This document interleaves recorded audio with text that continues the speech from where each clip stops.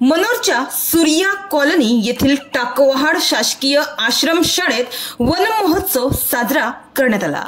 One महोत्सव, ज्याला वृक्षोत्सव किंवा झाडांचा उत्सव असेही म्हणतात, हा एक वार्षिक उत्सव आहे जो भारतामध्ये जुलैच्या पहिल्या आठवड्यात साजरा केला जातो।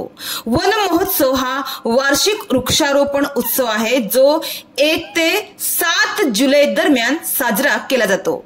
याचा मुख्य उद्देश म्हणजे लोकांमध्ये, विद्यार्थ्यांमध्ये वनीकरण आणि पर्यावरण संरक्षणाबद्दल जागरूकता वाढविणे।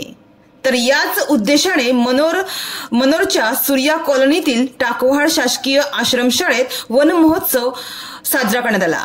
यावेळी आयोजित कार्यक्रमात विद्यार्थ्यांना वनांचे महत्त्व विशद केल्यानंतर स्थानिक वनक्षेत्रातील मूल्यवान झाडांची माहितीही देण्यात आली।